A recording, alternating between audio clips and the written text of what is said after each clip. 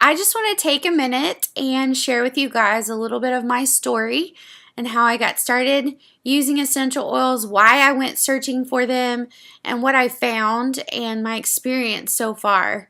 I've been using oils for about 9 months, and about 2 years ago, I was diagnosed with an autoimmune disease. I was very sick. It was all I could do to get out of bed and go to work most days. And then when I got home from work, I didn't want to do anything but sleep. On the weekends, I did nothing but sleep. I couldn't get enough sleep, and I barely could make it through each workday. I was sick with infections once a month, on antibiotics about 2 weeks out of every month for about 2 years solid before I was diagnosed with an autoimmune disease. And at that point, they decided to put me on blood plasma infusions weekly, which kept the infections away, but they themselves came with a whole slew of side effects, and I never knew whether I would feel really good or I would be feeling even worse and in the bed.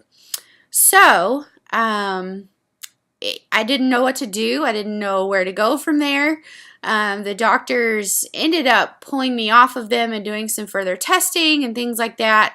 But I was still, at that point that I stopped the infusions, I was still back to getting sick once a month.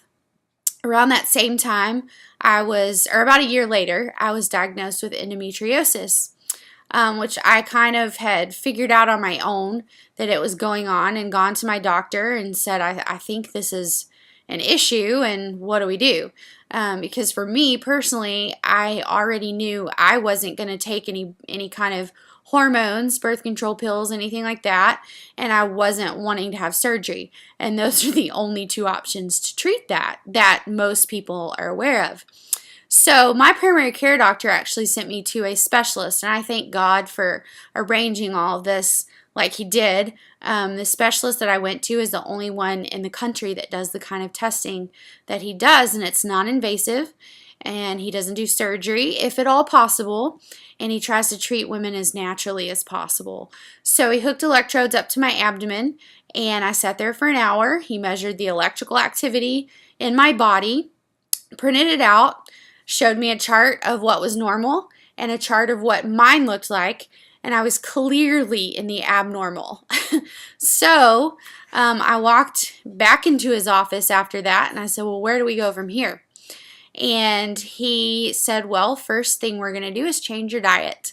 So, which I had been asking gastroenterologists that for years. I'd had more than one colonoscopy and EGD and been told both times that nothing was wrong and they didn't know what to do for me. So a diet change was in order.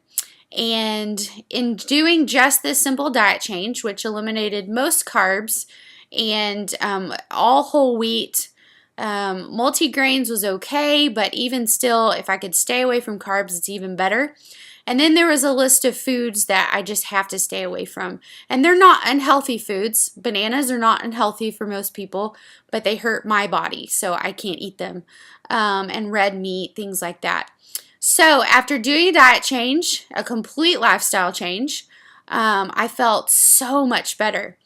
Except for I still had some issues around my monthly cycle. So I was still having some problems there, and then I was still finding myself to have infections regularly, and I really couldn't figure out what else to do. I also had severe allergies and severe asthma. My asthma has progressively gotten worse over the last 4 years, and my allergies were to the point where they were wanting to do allergy shots. And I looked at my doctor and I said, you want to put something in my body that I'm allergic to try and fix the issue. I said, no thanks.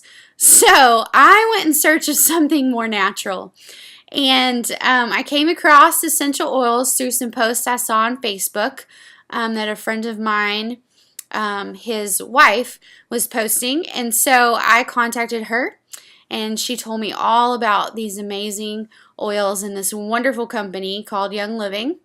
And so I took a leap of faith and dove right in, got my kit, started tackling one issue at a time, and over the last 9 months, I've been able to eliminate every single medication except for my daily Advair inhaler. And that one, I've lowered the strength of it twice.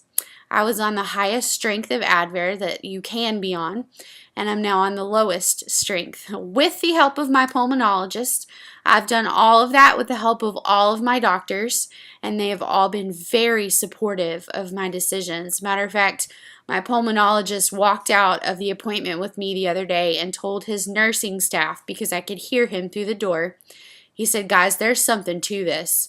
This is crazy that in the middle of August in Texas, we're lowering her strength of her inhaler and there's no explanation for it. And my lung capacity is better than it ever has been since I've been seeing him. And that is just a fact based on the testing they do. And there's no other explanation. So my pulmonologist believes that there's something to these oils too, which I think is really cool. So that's been my journey. I also, in that process of using oils and things, have found relief for the last remaining symptoms of any of the endometriosis. And my quality of life is better than I ever could have imagined that it would be again. I never thought I would feel good again and be able to live life that a 32-year-old should be able to live, and I'm able to do that now. I'm able to walk and do things that my lungs wouldn't let me do before, and I just thank God for directing me and helping me find these oils. And I want to share all of that with you guys too, and that's why we're here tonight. And that's my heart in answering all the questions you may have and anything that I can do to be of help to helping you learn more about these oils. I am totally here to do. And Kim is here with me. She'll be posting and doing things here as well. So thank you guys for joining us, and just ask away all of your questions. That's what we're here for. Thanks.